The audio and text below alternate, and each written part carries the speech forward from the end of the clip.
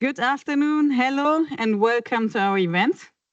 I see the room is partially crowded. It's a challenge to get the room packed at an event this late in the day and at the end of COP, right? So I'm actually happy to see as many people as we are here in the room. And I hope we can engage and interact very lively with our great speakers. That is actually the good side of the coin, right? If we are less people.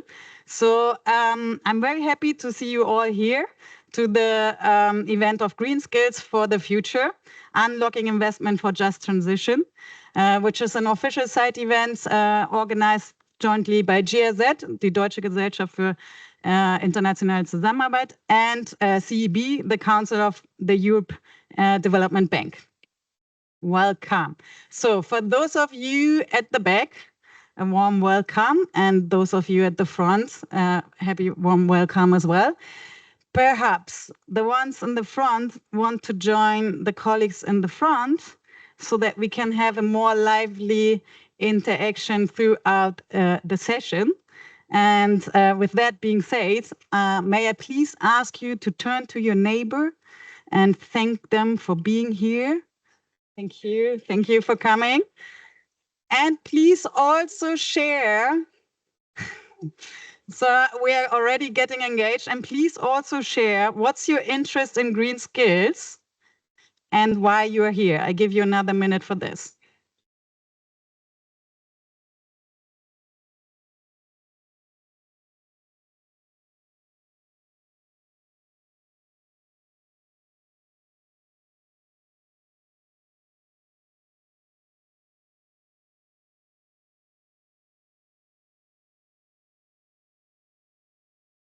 Great. Time is always short at COP. So now, my name is Sonja Berdau. I'm a climate policy advisor at GIZ, currently based in Brazil. GIZ is a global service provider in the area of international cooperation for sustainable development. We work with partners in over 120 countries to promote sustainable development and also to improve people's life. And our work is funded by the German government as well by other international donors like banks, like other governments and funds and others. So, but above all, I'm very delighted to be your moderator today. And now let's keep the energy high up because, you know, I just mentioned it's almost the last day and we're all getting tired or sick even. So let's jump right into today's topic, Green Skills for Future, Unlocking Investment for Just Transition. To do that, it's my honor to welcome our very first keynote speaker for today. He will explore a common ground between personal transformation and systemic transformation associated with sustainable development. And as well, the mindset needed to bring these into harmony. Because achieving the just transition, it's not all about changing our industry, changing things, how we do things in different sectors, changing policies, but it's actually also to change our skills to actually be able to do all this. So please join me in welcoming the scientific director at the Research Institute for Sustainability at the Helmholtz Center Potsdam, Professor Dr. Mark Lawrence, to the stage. Everyone, can we get a big round of applause? Thank you very much. And I should do all of that in 6 minutes or less, which I'll remind you is shorter than a TED Talk. So, well, thank you so much for the invitation to be here. I'd like to start us with a question. Why are we here? Why are we here at this conference? And why are we here discussing this topic today? And to put it bluntly, I believe it's because humanity is not living skillfully. Our collective behavior has brought us to the verge of a climate catastrophe, which is already catastrophic in many regions of the world. If we continue on the way that we have been going, with emitting carbon dioxide and methane and soot, with black carbon and precursors of ozone at the rate we've been doing, We will continue increasing temperatures by about 0.1 degrees every 5 years. That means within 20, 25 years, we're already at 2 degrees or more, well before 2050.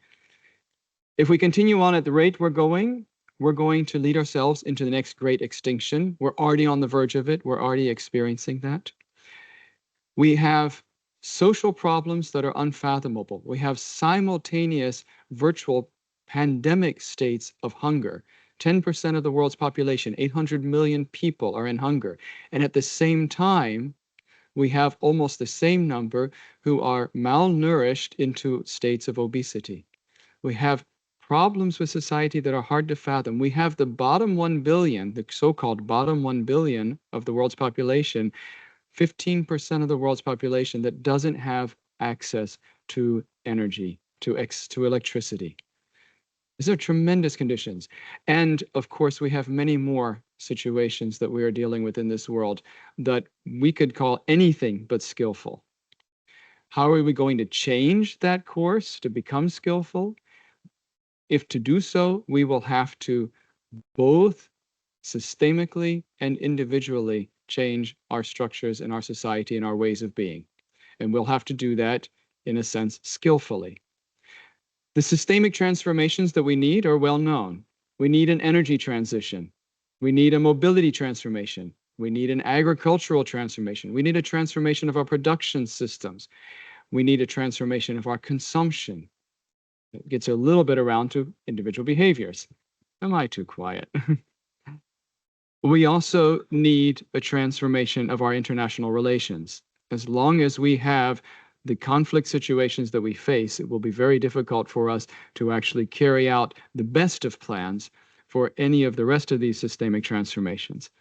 And we are experiencing a transformation through digitalization and artificial intelligence, and we're going to have to learn to adjust to this. On the individual side, we also will need to transform ourselves to fit to these systemic transformations. We'll need to transform our individual behaviors in ways that are conducive to living sustainably. For those that are interested in it, I published an article at the beginning of last year. It's available on our Institute's blog website. It's called, "How Can I Live Sustainably?" And after concluding that the answer to that question is you can't if you are actually living in a modern society and with reasons behind it, but you can live in support of sustainability, I go through and outline principles that have crystallized for me over these last years of what it means to live in support of sustainability.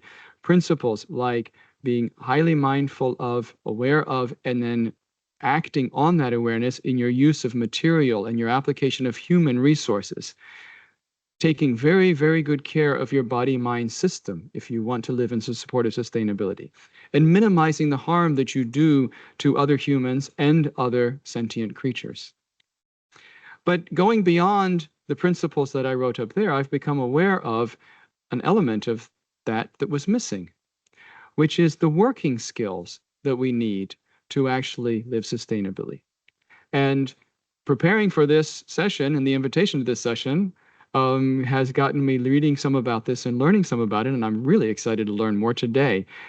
The green skills that we're talking about today, working, well, first off, very important, be needed to support the shifting sectors, the shifts that we will experience together with the systemic transformations that I just outlined. The transformations in the energy sector will take new skills. The transformations in the mobility sector take new skills for people who are creating the mobility, but also people who are operating the mobility for us. The transformations in all of these sectors will take skills to work with these, and that's what we were talking about today. We'll also need new skills to deal with digitalization and artificial intelligence. That is coming at us at a rate that is hard to fathom, and it is going to take gaining and spreading skills to deal with that well so that it doesn't take us further into the tragedies that we're experiencing. And finally, we'll need to develop better and better skills for interpersonal interactions, especially skills around leadership. Leadership on the small scale of small organizations and groups, and leadership all the way up to the global scale. And we can only hope together that those who bring common good as a guiding principle into their leadership will continue to prevail over those who bring selfishness and own interests into leadership. So after setting the stage in this way, I'm very excited to hear what the speakers have to say today about the kinds of green skills that we need to move us forward towards a greater society and perhaps out of a catastrophe into the glorious society that humanity is truly capable of bringing about.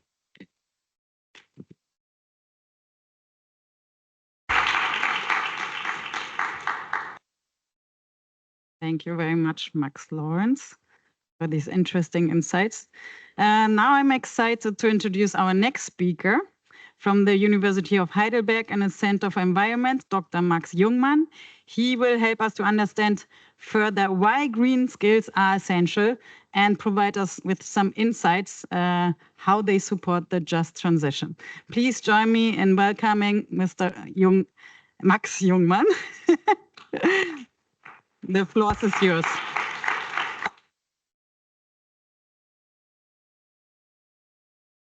Thank you so much. Yes, we actually heard about the just transition just now, but also earlier when we were in the plenary, and Jennifer Morgan mentioned green skills and just transition in one sentence.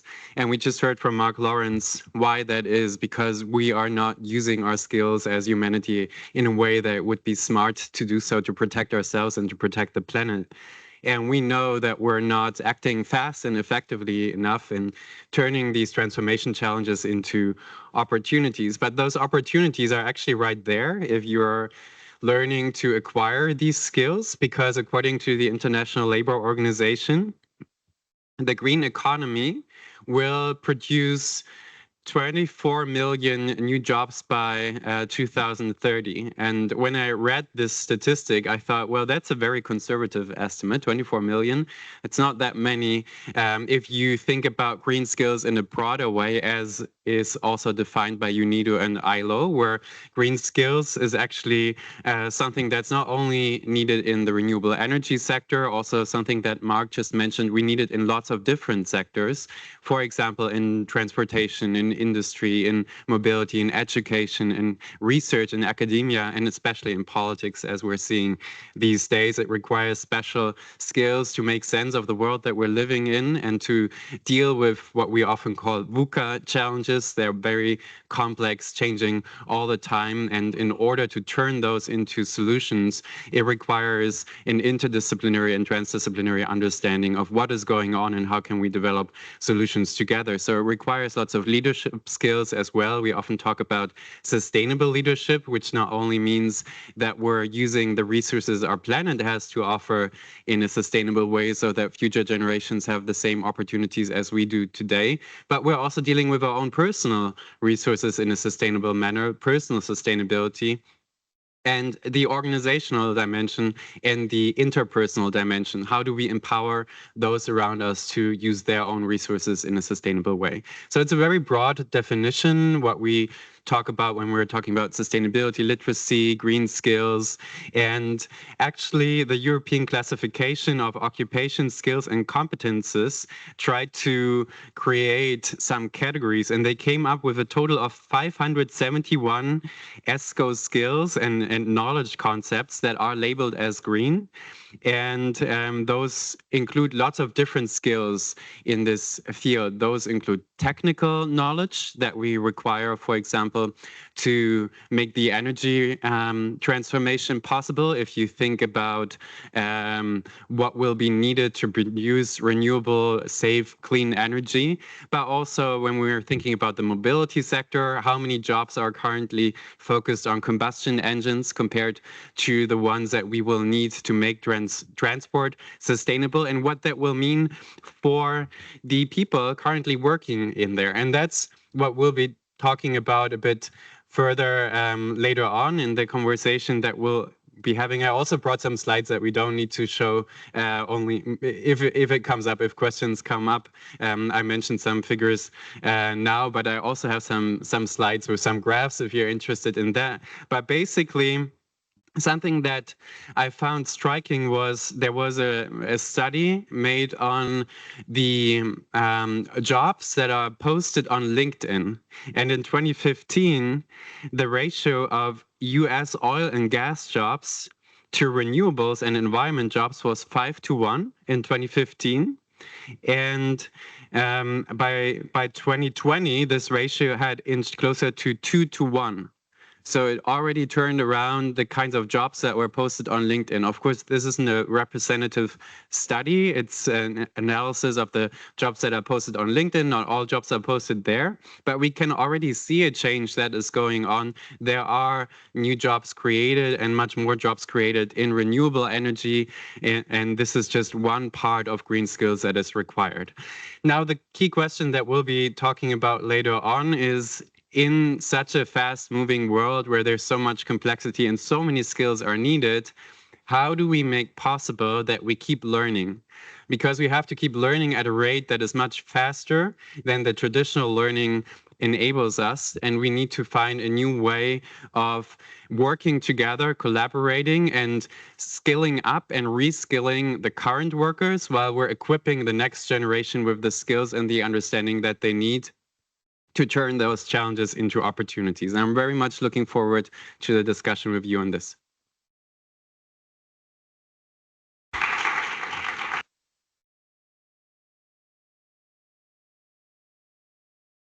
Thank you very much, Mark. So we just had two amazing speeches that really lay a fundamental basis for our conversations today. And I'm very excited to continue this discussion and won't keep you in suspense any longer. It's my pleasure to invite to the stage our stellar panel of speakers for today. Please join me in welcoming Commissioner of the Presidential Climate Commission of South Africa, Brian Mantlana. Welcome.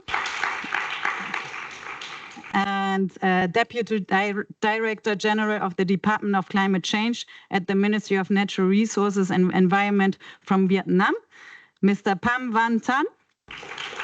Welcome to the stage. Area Lead for Skills for the Future of Work at the Employment Policy Department at ILO, Ms. Olga Stretiska Elena. Welcome. And last but definitely not least, Head of Division for Climate Change, Rural Development and Infrastructure at GIZ, Mr. Jochen Renger. Welcome to the stage. Thank you so much for being here. Now I want to dive deep into today's topic with you. But before we do this, I would like to turn to the audience again for a quick interaction. So because usually you always come last and time at COP is still short, I am really curious what you actually told your neighbors at the beginning of the session. So if you could share this with us, the interest in green skills and why you are here, I think this will enable our panelists to relate to your interest while answering the questions I will just pose to them. So if someone would like to come forward, do we have a microphone in this?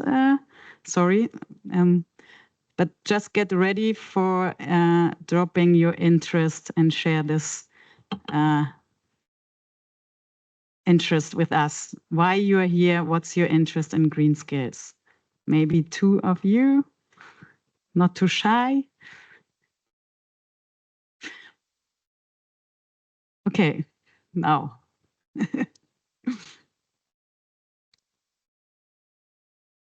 Hi, hello everyone. My name is Cristina and I'm a Master of Public Health student at Yale, focusing on climate change and health. Thank you for this wonderful event. And well, as a student now that is very interested in climate change, I think I want to learn what are the opportunities for us young people within this green revolution. And I think it's so important to tackle it as you do it from different sectors, right? Maybe I should have started up, sorry. From different sectors. Mine is public health, but I'm sure that there's people here from like energy or so many other sectors. So I'm just curious about the ideas and different ways for us as young people to find hope that this is a possible path and that there is a way forward to work in this green transition. So yeah, thank you so much. Thank you very much. Thank you.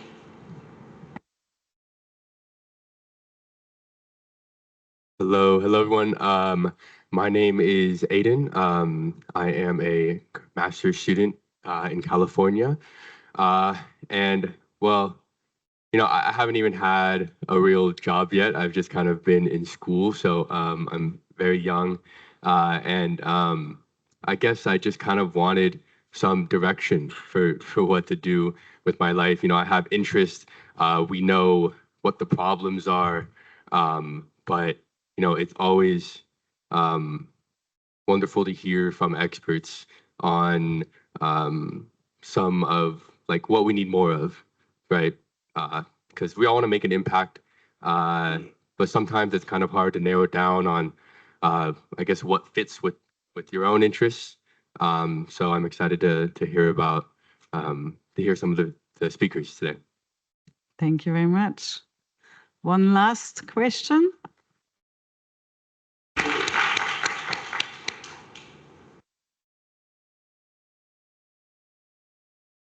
Good evening, everyone. My name is Rav Gabin from Nigeria. First, the expectation is to first get a conceptual understanding and clarification on what green skills mean and unlocking the investment opportunities, one. Secondly, the concern as a participant from the global south, especially Africa, when we understand green skills, we always feel it is something, a concept that is related chiefly, mostly to countries of the global north. How does that relate with the most energy? Africa has the youngest population. How do we transfer these skills to the global south, especially with the teeming population on the African continent? And then finally, how do we ensure that these skills promote industrialization on the continent of Africa instead of the current challenges the continent face with migration to Europe? Thank you. Thank you very much.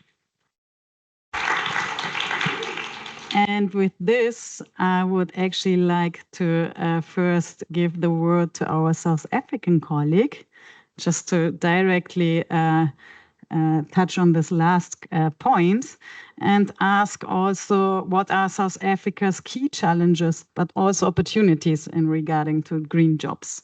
Thank you, Brian. No, thank you. Thanks for the invitation. Thanks for the opportunities and good evening. I appreciate the stamina to be still attending side events at this time of the COP.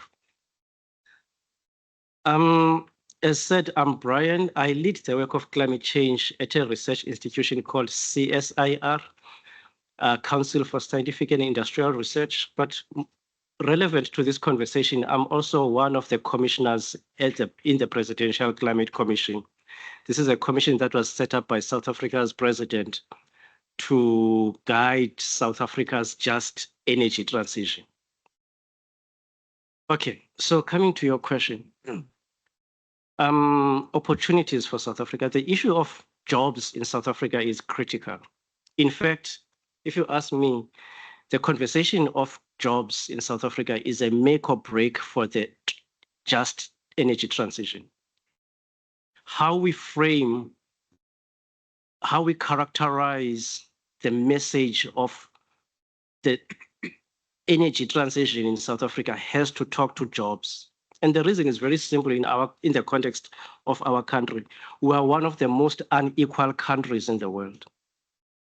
We have 34% unemployment rate, depending who you're listening to. It could be 40, it could be 35. It's not less than 34%. This is a population of 70 million people. We have large numbers of unemployed youth. But here is the grab. We've recently come from decades of racial discrimination, where marginalization was entrenched as a national policy for close to a century. So we have this situation where we have almost an unemployable youth. So when you talk about green jobs, we're struggling with jobs.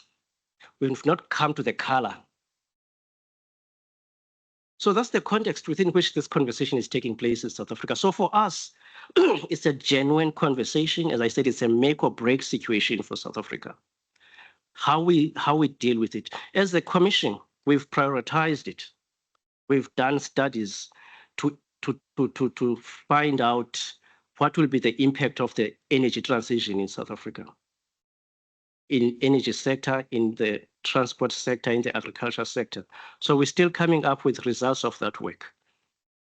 The point is, in my view, it's less of what comes out of that work only, the technical aspects, but it's how we're messaging it. In South Africa, we are a highly unionized country. We've got very strong labor organizations. So it is for them, they have vested interest in this conversation. So that's what I want to start with. I'll come back with opportunities. I was just highlighting here the context, the social context that underpins the national response to this conversation of transition. And for us in South Africa, the just element is an emotional conversation, is embedded in the society, no matter how you look at it. Thank you. Thank you very much. And maybe we can also directly turn to Vietnam to hear more voices from the South. And actually it applies the same question. What are the challenges, but also opportunities to apply this concept of green skills development? Okay, thank you. Thank you very much for GSS and the CEB and all people coming here for this side event. My talk, I would like to give you one example of one province in Vietnam, how it moved forward to green economies, and how Vietnam start implement just energy transition partnership together with after South Africa doing well that part. So the first, maybe many of you already been in Halong Bay, one of the beautiful bay in Vietnam located in Quang Ninh province. But Quang Ninh province is well known and it is largest mine production center of Vietnam. Currently, we have more than 100,000 workers working directly on mining sector. But if you come to Quang Ninh today, compare with what we seen, if you came 10 years ago and then come back today, you see the face of Quang Ninh province is totally different.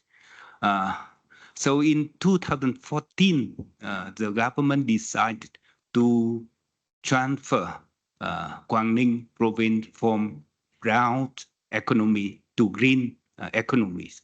So by first reducing the mine production industry and increase green economies in this province, like tourists, like others low carbon development. So the province provide a lot of training and capacity building for the people there, for shipping from the work directly to the green job currently. So you can see that totally different of Quang Ninh today, and then we can say that it's a success. But one of the obstacles that we can see, but it's not easy to deal with overnight. We have 100,000 people working in this mining sector. So each of them have at least 4 dependents, their father, mother, and at least 2 children, and himself. Normally, they work in mining sector. They earn very much, very high. And people there normally currently they are the middle age, and education level normally is not very high.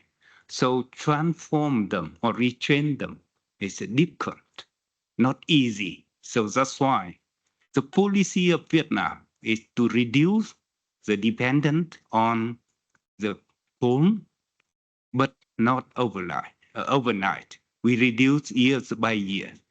One of the reasons is to do not create shock for the people directly working in this sector. So the lesson from transforming the Quảng Ninh province from brown to green economies now, we reflect in our just energy transition partnership. As you may know that Vietnam is the third country after South Africa, Indonesia, and come to Vietnam, that we signed the partnership with the International Partner Group for helping Vietnam for energy transition in just manner.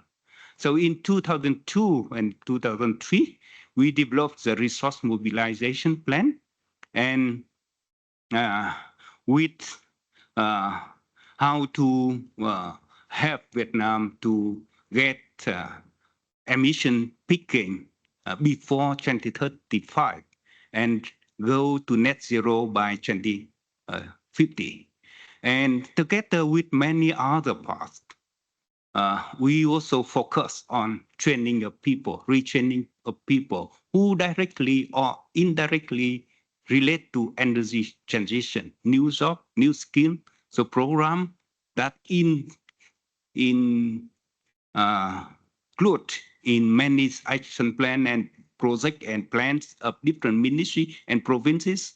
And one of the requirements of all project and plan program of different level is that they must have one component for retraining people, for transforming. So that's only we start implementing the resource mobilization plan for implementation of that energy transition partnership early this year.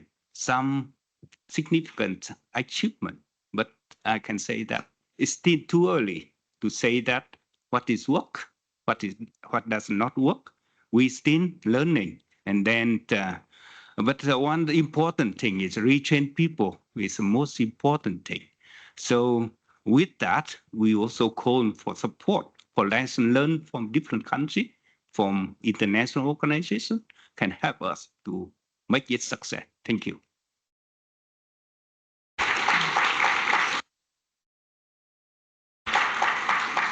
Thank you very much, Tan, for sharing these practical insights.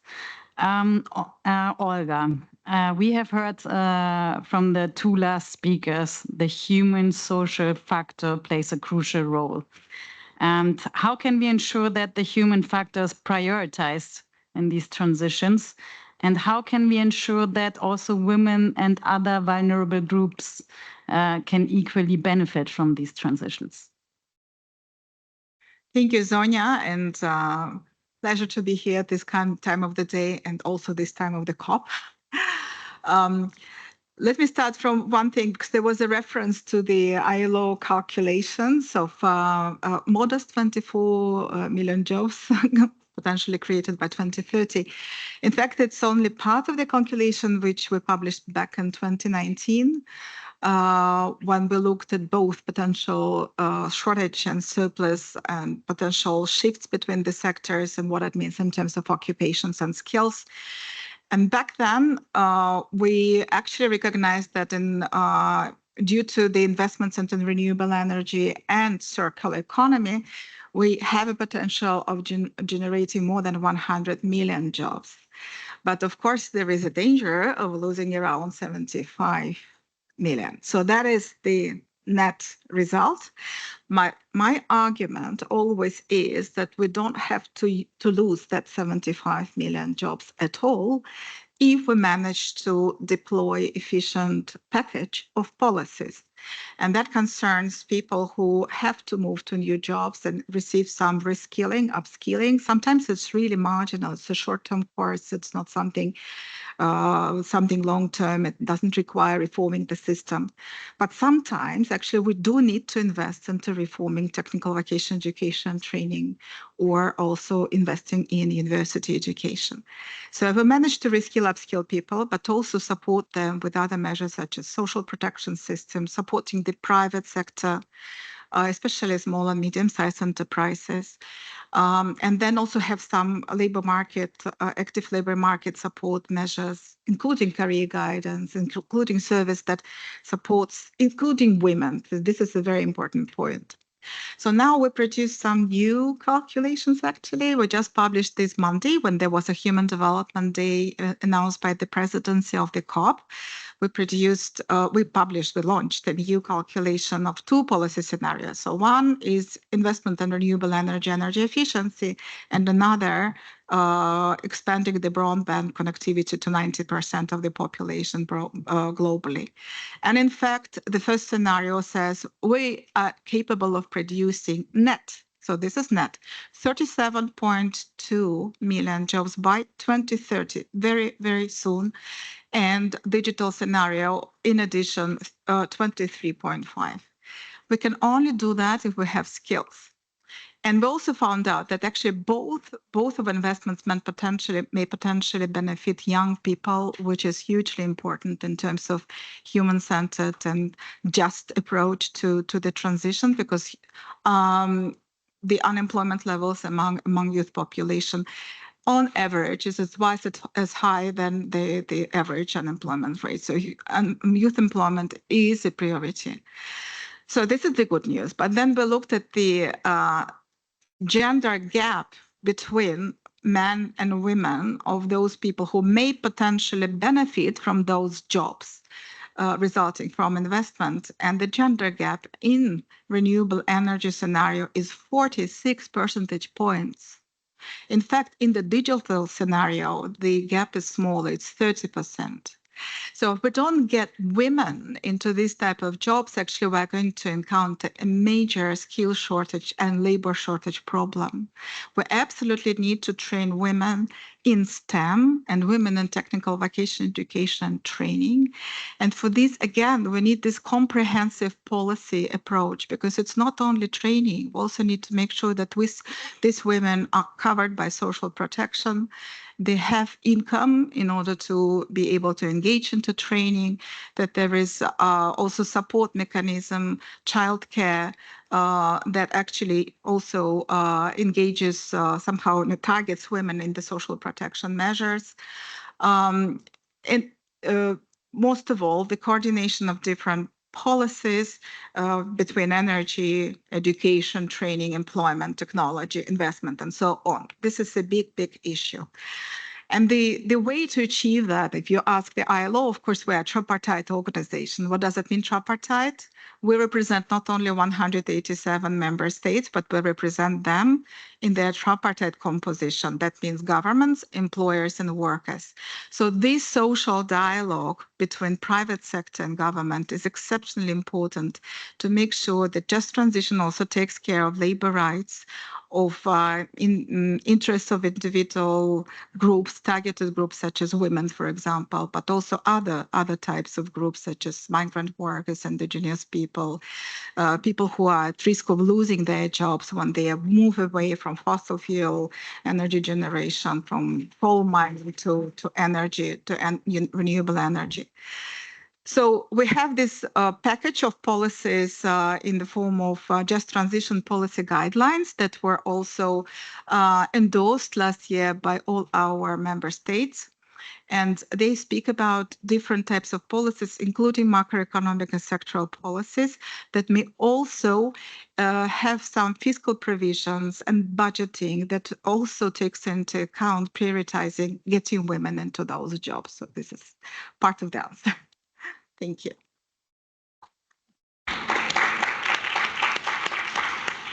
Thank you very much. Jochen, TAN has also called and asked for support by other organizations. And so I would like to ask you, how can international organizations and development agencies support partner countries in advancing skill development as part of the just transition? Yeah, thank you very much, Sonja. After so many, rich and meaningful and inspiring speeches, it's a real challenge for me now to add real value, so to speak. But let me help out of the situation to first of all thank our dear partners of this event, the Council of Europe Development Bank, represented by you, Karel. Hello, hi there. And also I'd like to express a sincere thanks to Max from the Heidelberg University, and also Mark, to you. Thank you so much for opening the floor, so to speak. The global shift to sustainable economies is not just let's say, an environmental necessity. It really represents a profound socio-economic transformation. And especially for GIZ's partner countries, it's a real challenge because, skill development is the cornerstone, so to speak, in this journey. I will elaborate on this in a second. Because, skill development really ensures that workers and communities, that they can adapt, thrive, and fully participate in the emerging green economy. And by the way, this does not only apply to our partner countries of the Global South, it's also for Europe. Take, for instance, the heat pumps into consideration. Over the next 5 to 7 years, we need 3 million skilled workers to install, fix, and run these heat pumps. From what has been highlighted by this COP, it became very clear that mitigating climate change and adapting to climate change requires an all-economy approach and also an all-society approach. And this demands an integrated solution, a cross-sectoral solution that connects most of the development goals. And it requires also, to combine financial mechanisms and financial instruments with capacity development at all levels. And this is very much needed because the challenges are quite severe. Think about the funding gaps in the South, the limited access to technologies, and the challenges regarding an enabling environment. For us as GIZ, it's paramount in a just transition process that no one will be left behind. And skills development is really paramount and key in this pathway. So I'm very, very happy to see at this COP that, compared to previous COPs, that skills development is received or has received or is receiving much more attention now. And there is a good reason. And we have to look at figures again. I mean, I learned from IRENA the day before yesterday that solar energy worldwide needs 5 million skilled workers on short notice. We are not talking about the next 10 years. It's an immediate request. And the Global Wind Energy Council also told me we need 4 million. Not in 10 years, but let's say 5 years. And when we look to our partner countries, in Kenya, we do have 100,000 vacant jobs in smart agriculture, for instance.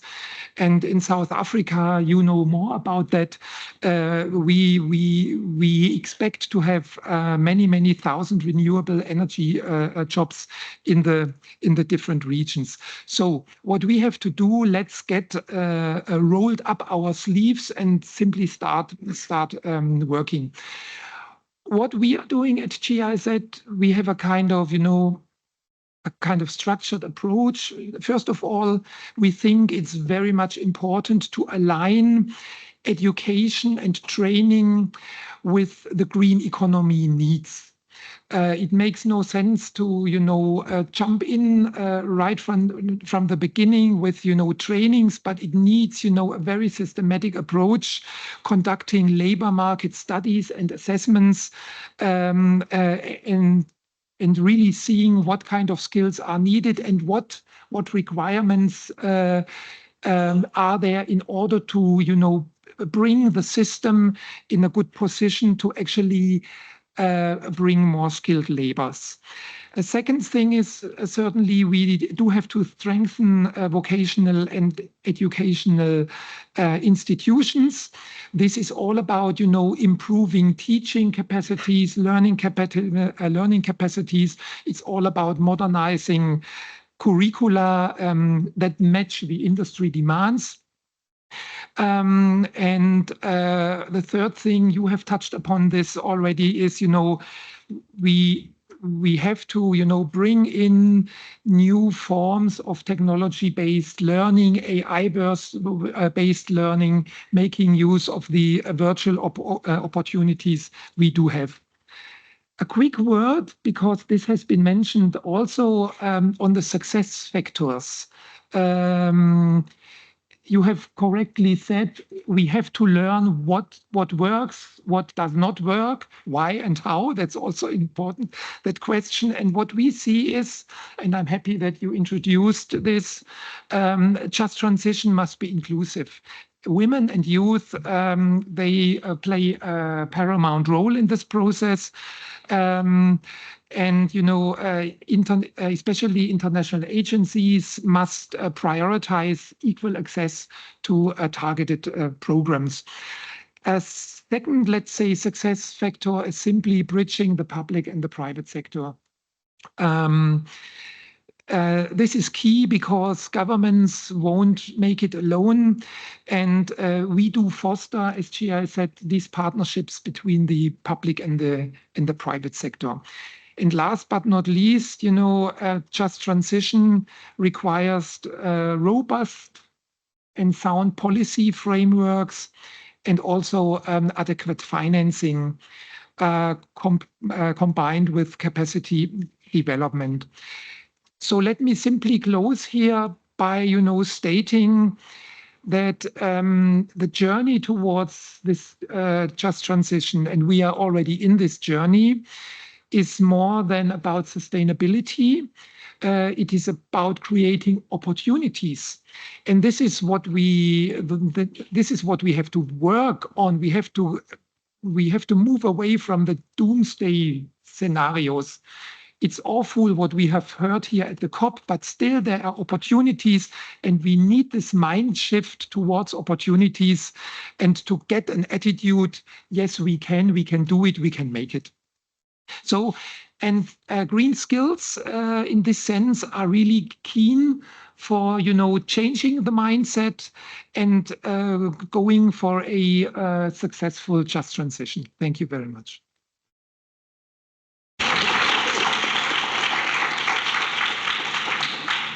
Thank you very much. When we think about green skills, we tend to think about the sectors which we always talk about, mining, sectors which need to be transformed, or the sector of renewable energy sources like solar panels, etc.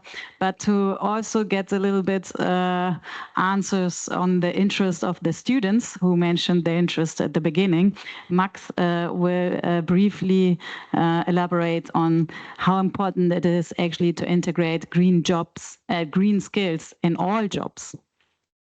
Thank you so much. Yes, that's a point that's very important to me, because when we're talking about green skills, we're not necessarily only talking about green jobs. And we also heard before that green jobs should not compete with regular jobs.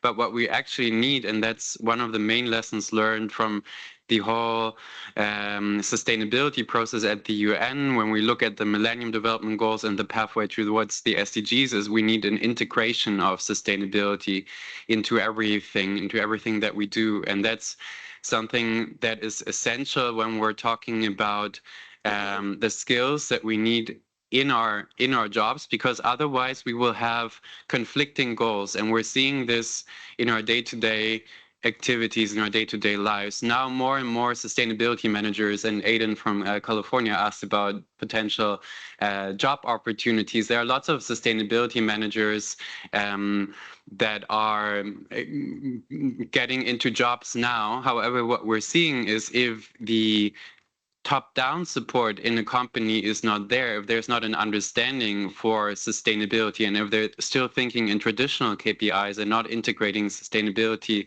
into their indicators and their assessments, then you have competing goals. So you need an understanding of sustainability and green skills at every level. That starts with awareness, but goes further into how do I turn that into action. Then we're talking about unleashing those opportunities that are out there. And that means that, for example, we not only need people with the technical skills and innovation management to build better products, more sustainable products, but we also need people, for example, that work in procurement that have an understanding of which products are actually more sustainable and which ones are greenwashing, so that there are proper incentive structures for organizations to also invest in sustainability, and then we will create more jobs if the incentive structures change. So we need an understanding not only in the private sector, but especially also in the public sector. And and I will close with this here also from the German Climate Consortium. Mark is on the board of the DKK, and when the German Climate Consortium was founded, one of the primary objectives was to raise awareness with politicians in Germany that climate change is real and that it's happening, and it's happening now. And we sort of achieved that mission for at least the democratic parties in Germany. But we are still working on creating the ability to turn that knowledge into action. And that is something that we need on all levels. Otherwise, sustainability and green skills will always be competing with traditional sectors. And let's face it, we're running out of time. We need to mainstream sustainability and green skills, and it cannot be siloed. Thank you. Thank you very much. And I actually want to underline this statement about green skills and all jobs, also referring to the LinkedIn study you mentioned earlier, which says that job seekers with green skills are nearly a third more likely to be hired than the average workforce. So students, I hope you keep that in mind. But it applies for all of us, right? So upskilling, reskilling. So this is important for all of us. We are running out of time, and I don't want to repeat that time is still short, but however, I would like to ask the panelists one last question, and I would like you to share one sentence, your key takeaways from this session, and another question to the next panelist, which will discuss the investment gap of financing green jobs, green skills, sorry. This will help me to moderate the next panel. So please be precise in 2 sentences. What's your key takeaway, and what's your question for the next panelist? Thank you. But, well, I give you a bit of a preparation time, and I would like to turn also to the audience and ask you to thank your neighbor for being here in the first session, and also to ask what's the interest in and relation they have to actually unlock investment for just transition. So this gives the speakers here a bit of a time to think about these 2 sentences and to be very briefly.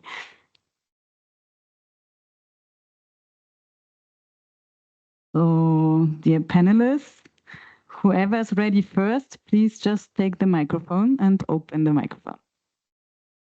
Yeah, let me be the icebreaker. My key takeaway is simply that there is no just and equitable transition without massive and sound skill development.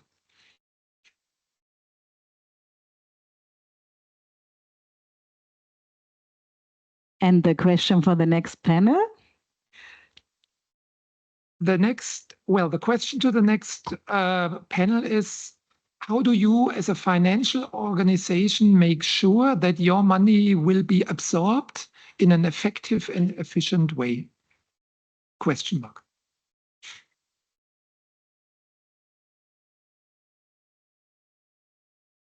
So, if I may, for me, the conclusion actually from today's session, but also from a series of many sessions we had throughout the COP and the discussions at the COP is that skills development, reskilling, upskilling, along with other just transition measures, should be at the heart of climate funding. And the related question to the next panel is how can we deploy the amount of resources for social measures and how we pace the investment into skills and other social measures along with hard investments for climate.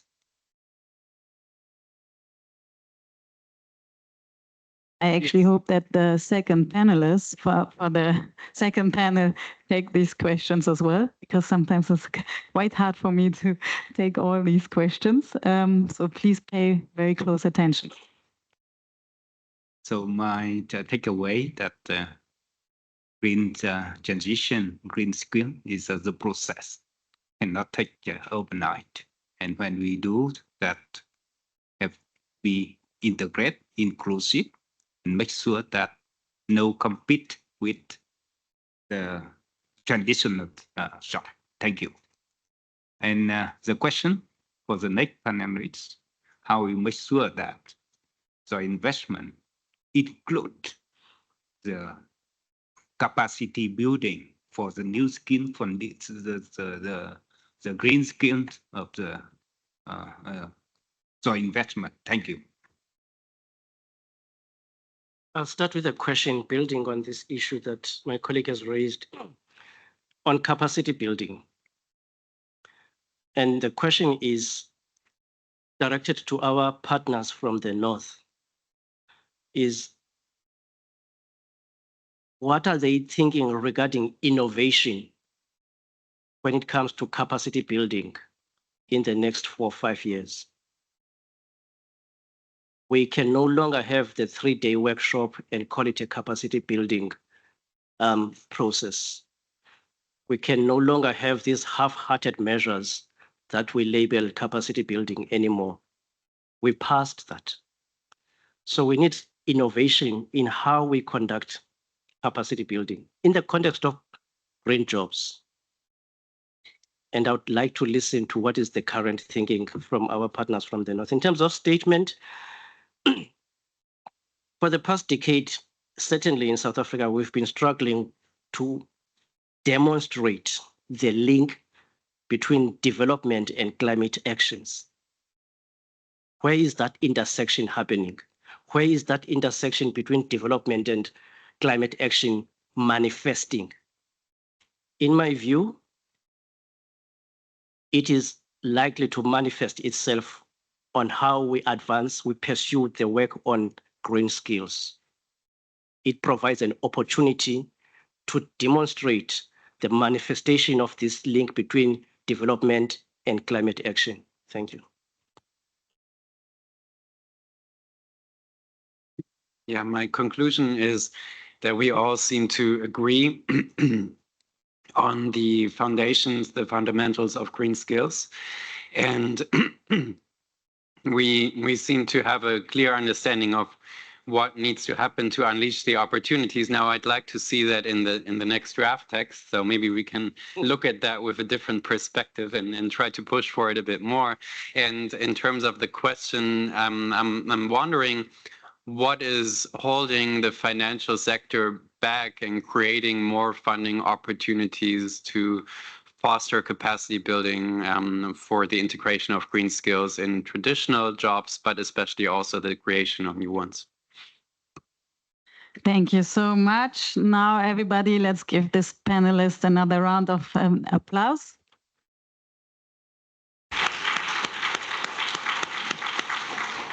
Thank you so much, dear incredible panelists. And I would like to ask you to take a seat here in the first row to still interact with the next panelist. Thank you very much. Now I would like to invite the next distinguished panelist to the second panel. please, everyone, welcome with me Managing Director at IDB Invest, which is part of the Inter-American Development Bank Group, Ms. Milagros Rivas Saiz, Senior Social Development Specialist at the Climate Investment Fund, Dr. Nina Kolibashkina. And last, but again, not least, Senior Climate Advisor at the Council of Europe of the Europe Development Bank, Dr. Karel Kronenberg. Please welcome.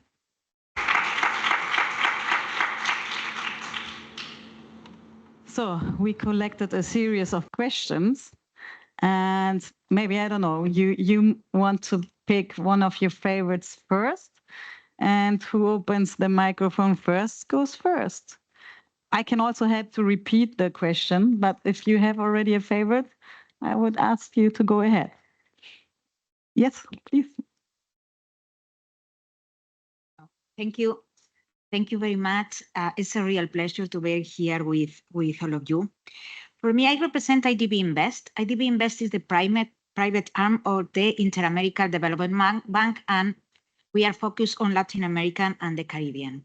For us, climate and just transition is a strategic priority. We have core that 60% of our financing needs to go to climate-related investments, and 60% of our investment and of our financing.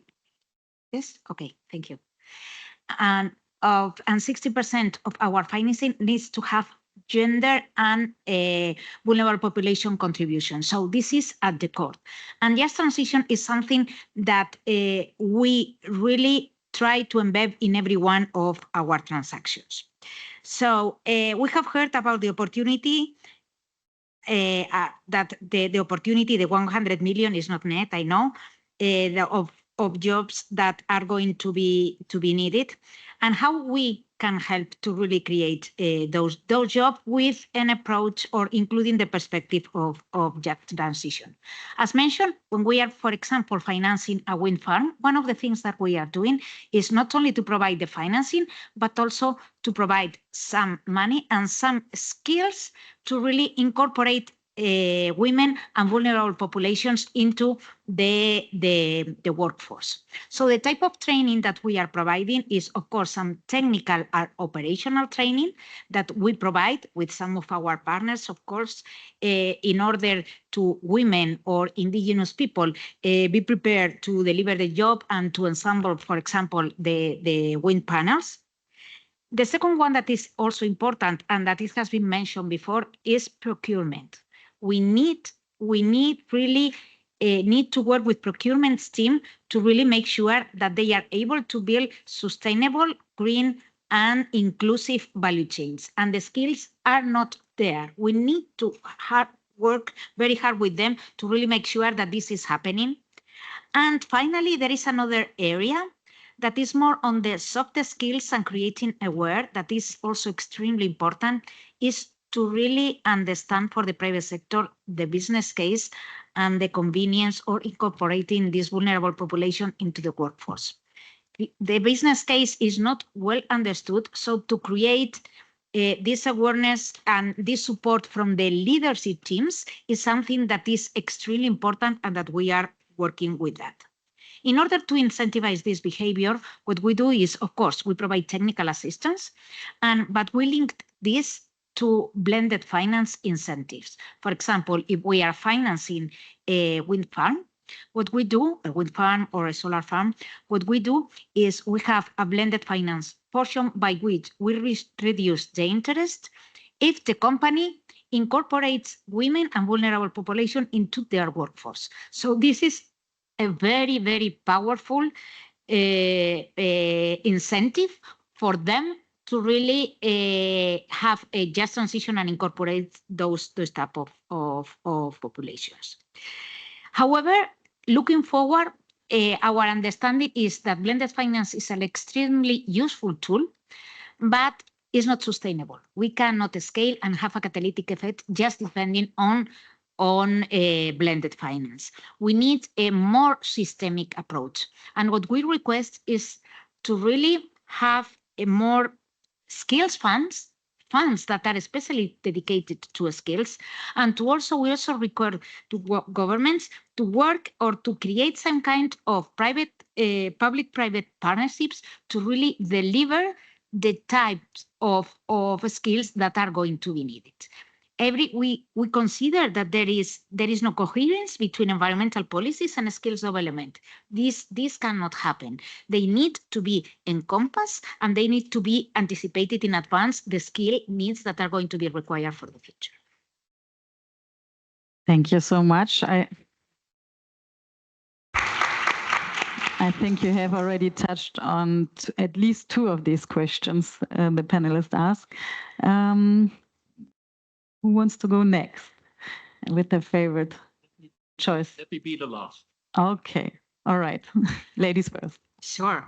I represent the Climate Investment Funds. It's a financing facility. We receive the bilateral development finance, and we deploy it through the multilateral development banks, and IDB Invest is one of our implementing partners, and with extremely good track record on gender, I have to say. I lead gender and social inclusion work at the Climate Investment Funds. So we were established in 2008, and we have over $12 billion in financing in over 400 projects in 80 lower and middle income countries. And we work both in adaptation and mitigation space. And when we talk about skills, usually the debate centers around renewable energy sector. So I wanted to start with some examples actually in the adaptation space. We have a very successful example through our pilot program for climate resilience, PPCR, where we work through quite a comprehensive approach. And generally the way CIF works, we work through our MDBs, but our added value is that when we engage in a country, we bring together different MDBs that work in this country together with the national counterparts to develop a programmatic approach. So rather than just run with specific transaction and this investment project that targets this area, we aim for transformative programs that would really also leverage the different developed skill sets of different MDBs, you know, with World Bank focusing more on the public sector, IDB Invest and IFC coming in and focusing on the private sector, but then how do they work together? And through that, within our PPCR project, we have a lot of interesting experiences with quite a comprehensive approach to skills. And I liked how in one of the first presentations, we were also going beyond skills in terms of like very technical skills, but also the soft skills. One of the speakers was mentioning that politicians need green skills. And that's exactly what we were doing with the PPCR. So part of it was targeting local communities, and it was about teaching local communities how to use local knowledge, but also apply new scientific tools to design and implement climate adaptation strategies. And this included training for local communities, but also for SMEs and climate smart agriculture, water management, ecosystem-based adaptation practices. But it also included targeted training for local officials, including policymakers at national level, but also at the local council level, planners and engineers on climate resilience and adaptation strategies. In the Just Transition Initiative, workforce upskilling and reskilling, it is embedded into broader strategies for economic diversification. And I have prepared a couple of examples that I wanted to talk in terms of Just Transition. I just came back from South Africa, working in Mpumalanga province, where we have investment through accelerated coal transition. And we're actually trying to unlock that investment. It has been approved a while ago. The process is slow, and skills training is what needs to unlock that investment. As a social inclusion specialist, I was very happy to hear that we spoke quite a lot about gender already, different speakers. And I just wanted to throw another number to some of the numbers that Olga and other speakers were talking about. For example, if we look at Africa, Africa could boost its GDP by 200 87 billion by accelerating young women's ability to access and stay in work. That was a MasterCard Foundation report that was published just a few weeks ago. And when we look at barriers that women face, it's not just the skilling. And Olga already talked a little bit about it. As a mother of 3 who works on gender, and I live in the US, I have to say that childcare is probably the one of the biggest barriers. And it's, sometimes I personally wonder whether it's even possible to remain in the labor force. So I think also thinking much more comprehensively, yes, skills, but what are the other policies, the childcare policies, and as well as how do we work on cultural and social norms and barriers, and including those interventions. Also, I think when we talk about skills, we often, a lot of conversations, especially on Monday, there were lots of different panels that focused on really formal skills. But we have to be mindful that more than 2 billion people are employed in the informal economy, and women are overrepresented in unregulated work in developing countries, and 4 out of every 5 jobs created for women are in informal economy. And if we're thinking even of just transition, the conversations we're having in Mpumalanga, that for those communities, some of those jobs will be informal, and informal jobs could be actually more resilient in the changing labor market, and provide more be more realistic as we go forward with the transition. Another aspect that I wanted to throw in this first round of responses as well on inclusion. So we've talked about women. We haven't touched much about disability inclusion. I hosted a panel at the Climate Funds Pavilion today with the representative of organizations of persons with disability. And, you know, it is 16% of the population, and with the aging population and with the increasing impacts of the climate change, the percentage is likely to grow. So this is definitely something we need to start thinking about, and start thinking about that subject much more broadly as well. You know, how do we integrate neurodivergent workers and create jobs that bring them in? How do we? And then there are different types of disabilities and different barriers that people face. So I think that's a consideration that we would need to elaborate. I'll probably talk about more examples in the second round. Thank you very much, Carol. Yeah, thank you very much. Let me first introduce myself. I'm a senior climate advisor at the Council of Europe Development Bank.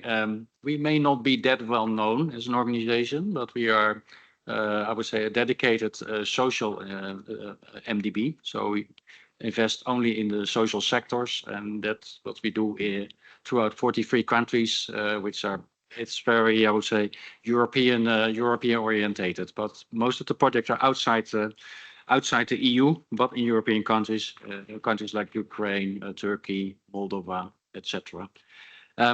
I prepared something to say here, but I think I just skipped that because we're now among ourselves. It's almost 6 o'clock. Yeah, it's after 6 now, so we can now just talk freely. It's also one of the last days at the COP. So let me immediately go to the questions and some thoughts about that. First of the questions was how investments, basically how to include capacity building in investments. And I think I was thinking about it, and I think, well, maybe we need to have a complete mind shift because we start always focusing, oh, we are going to build a renewable energy park, or are we going to invest in energy efficient buildings? But why don't we start first with, I would say, looking at capacity and looking at what is the mind shift that is actually needed before we start to think about, I would say, the concrete investments. So not having, I would say, investment in infrastructure and, oh, well, we may need some donor funding additional to do some capacity building. That is how it in practice often starts. Maybe we should say, okay, we start with, I would say, the systemic changes that are required. What is required for these systemic changes? And then you will probably start with, I would say, the mindset of the people, the socio-economic conditions where people are living in. And then after that, you start with, I would say, the investments required. And that is something that is basically a bit what I've also learned in this COP. There was also, I would say, there was also a question on basically on innovation, and yeah, I think that's a difficult one.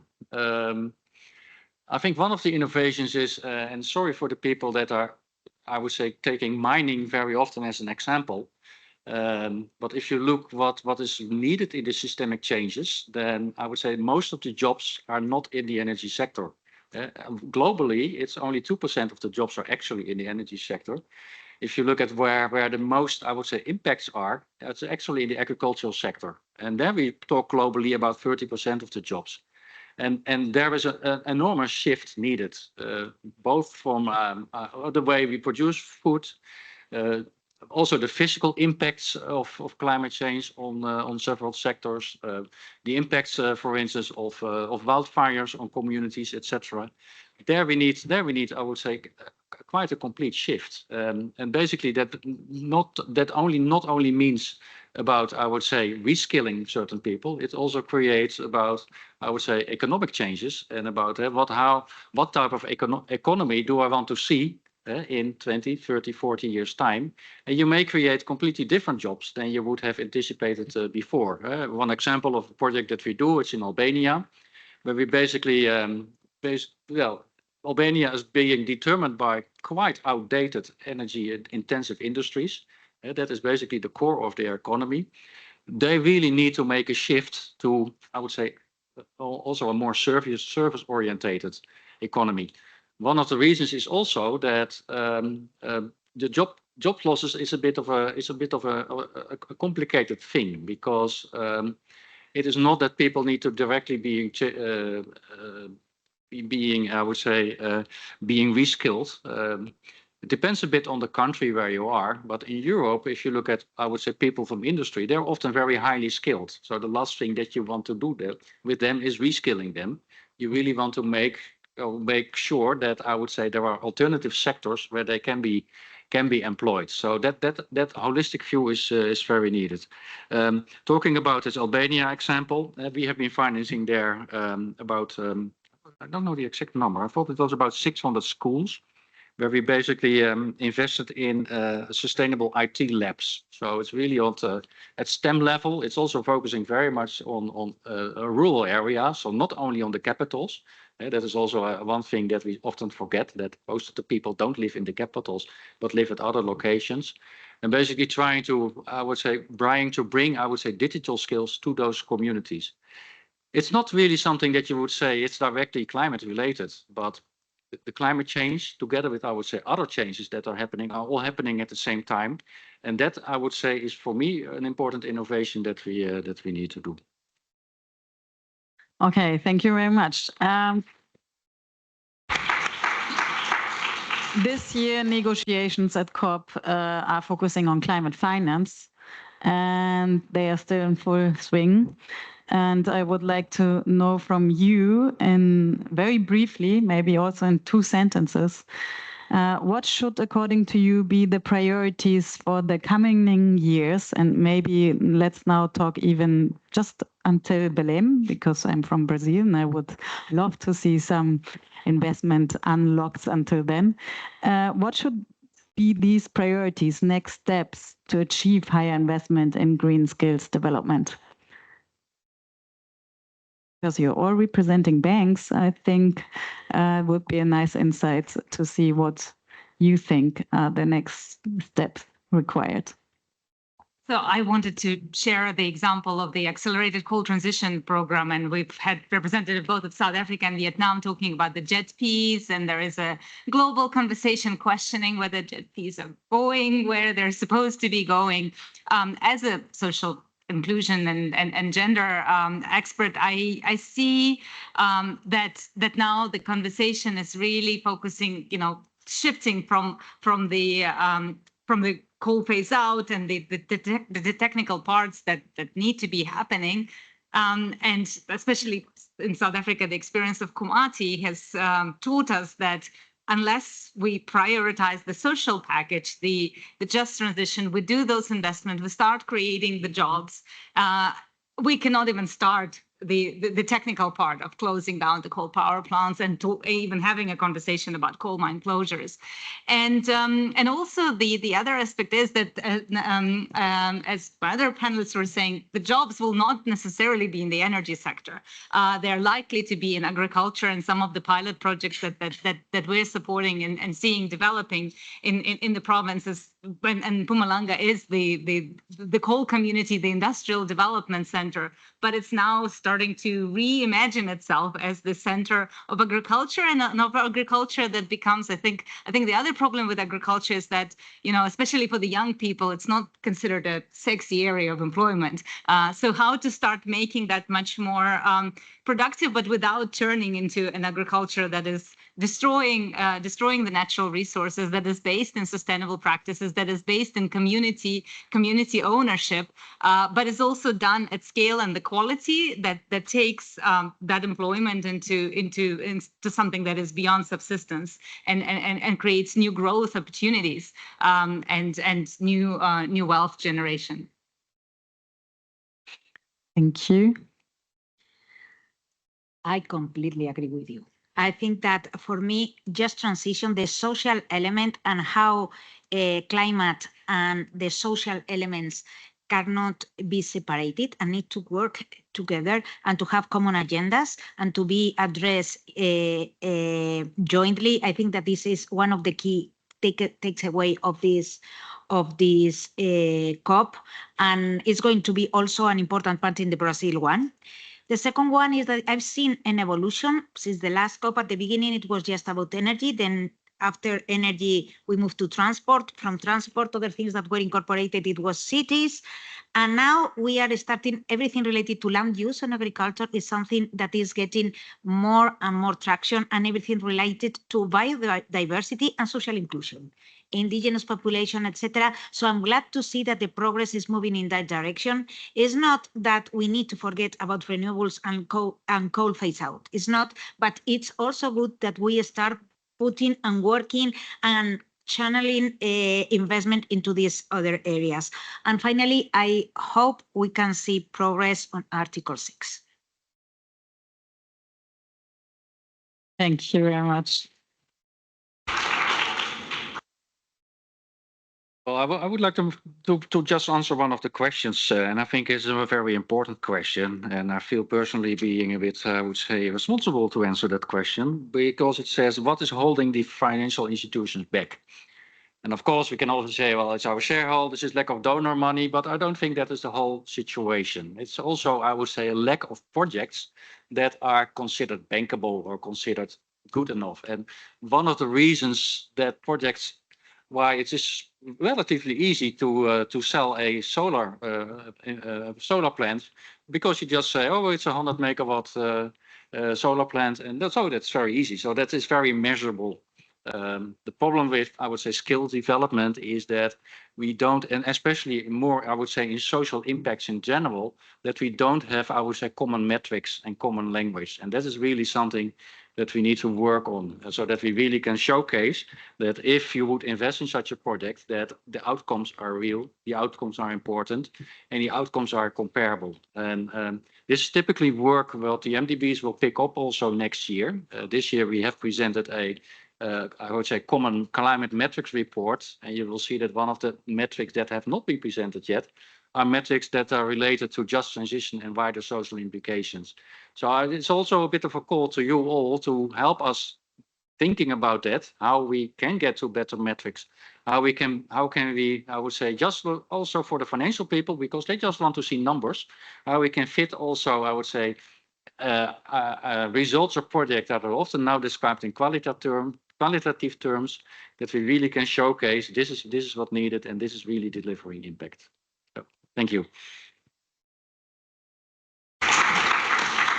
Thank you so much, and it was a fantastic panel. Time is running out, and but please stay seated until I try to wrap up this interesting two panels actually. And well, it's a tough one, but I will try my best. So I think we have heard that private sector plays a crucial role, and we need to mobilize private sector to also incentivize to play a role in this just transition and prepare the future workforce, but also to bridge the gap in financing. So to build private-public partnerships in achieving these two goals. Closing the financing gap, but also help scaling up, reskilling, and our future generation, but also the generation already in the workforce. And this applies actually to all sectors, all jobs, we have said, and it applies especially also for soft skills, which we many times don't think about. And we also heard this keyword of leadership, right? Then we also had the discussion around the human factor and to actually have a just transition, right? Especially an inclusive role women and vulnerable groups have to play in this.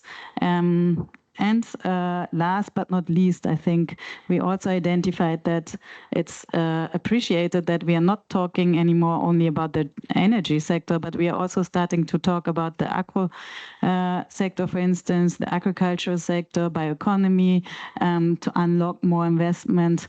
And I also heard that we should build coalitions to actually work together, collaborate to unlock these investments with better bankable projects, with metrics which also look into qualitative indicators, right?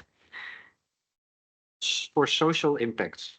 For social impacts, right. So let me wrap up this insightful event with an exciting invitation. GIZ, together with other partners, is actually convening a Green Skills Coalition to address these key findings.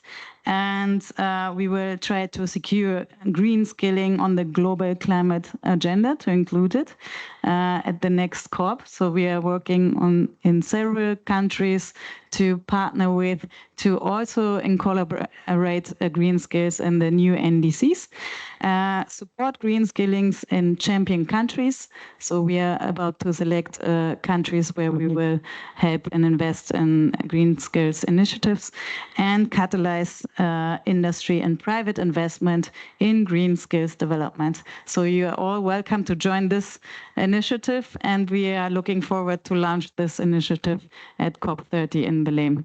So we will all meet there next year, and I'm happy and I want to thank again everybody who contributed to this fruitful discussion and very critical, practical insights you shared. So let's give us all another round of applause. And I won't say goodbye, but I simply say until we meet next time.